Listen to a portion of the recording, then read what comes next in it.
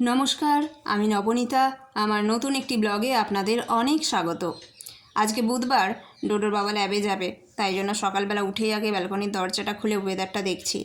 একেবারে আকাশ ভর্তি রোদ, রোদ ঝলমল করছে, তার সাথে হাওয়াও বইছে।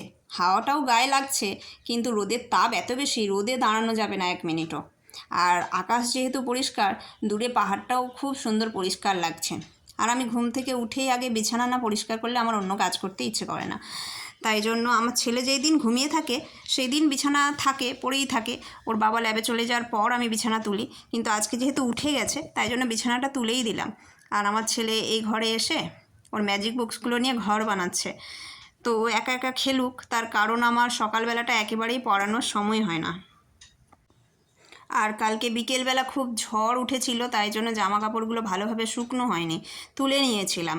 আজকে সকালবেলা একটু মিলে দিলাম, কারণ 12টার পরই আবার আমার ব্যালকনি থেকে রোদটা সরে যায়। আর ওর বাবার জন্য একটু ওয়াই নুডলস বানালাম।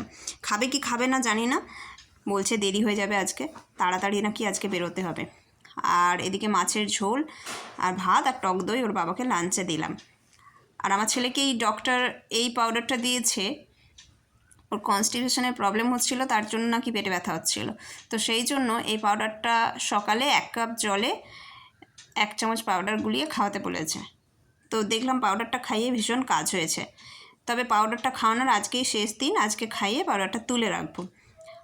আর এখন বেলা 11টা মতো বাজে, ওর বাবা যথারীতি নুডলসটা খেয়ে যায়নি, তাই ঠান্ডা করে ফ্রিজে রেখে দিয়েছিলাম। আমার ছেলে বলছে এখন খাবে, যদিও হুজুকে বলছে ও খাবে না, তার খেতেও পারে আবার নাও খেতে পারে।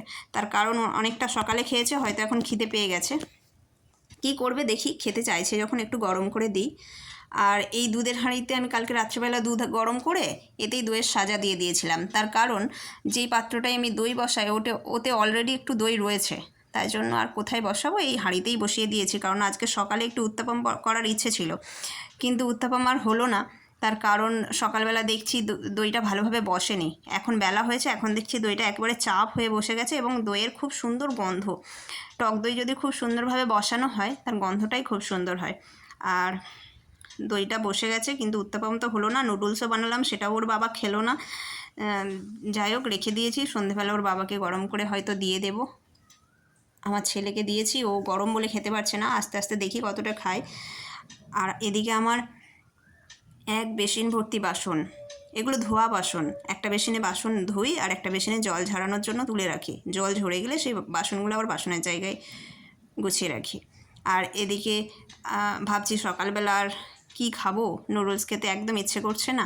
সেই জন্য নুডলসটা তো ফ্রিজেই রেখে দিয়েছি, একটু ভাত খেতে ইচ্ছে করছে, তাই ভাতই খেয়ে নিলাম। একটু মাছের ঝোল, শসা, পেঁয়াজ আর টক দই। এবার যথারীতি আমার ছেলে নুডলসটা জল ঢেলে দিয়েছে, খেলো না। আমি ভাত খেতে বসবো দেখে ও আমার থালাতেই বসে গেছে। আমি বললাম ঠিক আছে ভাত খাক, কতটা খায় দেখি।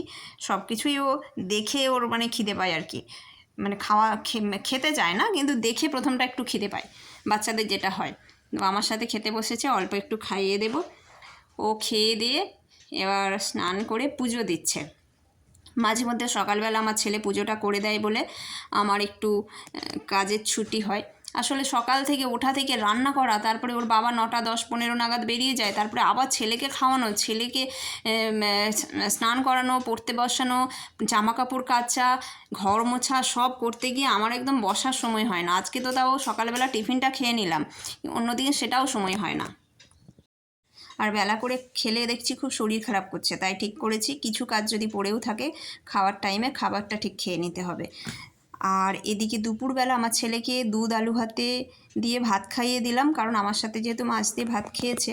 আর আমি নিলাম আলু, পুঁই শাক, কুমড়ো আর মাছের মুড়ো দিয়ে একটা ঘন্ট ছিল, টক দই আর অল্প একটু ভাত ছিল। যেহেতু সকালে ভাত খেয়েছি তাই এই ভাতটা দিয়ে আমার হয়ে যাবে, তাই তরকারিটা গরম করলাম। আর এদিকে বাইরে প্রচণ্ড ঝোড়ো হাওয়া বইছে, তাই জামা কাপড়গুলো এখনই তুলে নিতে হবে। তার কারণ ক্লিপ ছাড়িয়ে, 2টো করে ক্লিপ দিলেও ক্লিপ ছাড়িয়ে জামা কাপড় উড়ে যায়। সেই জন্য জামা কাপড় এখনই তুলে নেব। সবাই ভালো থাকবেন, দেখা হচ্ছে খুব তাড়াতাড়ি পরের একটি ব্লগে। আর আপনি যদি আমার চ্যানেলে নতুন হয়ে থাকেন তাহলে চ্যানেলটি সাবস্ক্রাইব করে পাশে থাকার অনুরোধ রইল। আর ভিডিওটি ভালো লাগলে একটা লাইক করে দেবেন। সবাই ভালো থাকবেন, দেখা হচ্ছে পরের ভিডিওতে। Bye bye.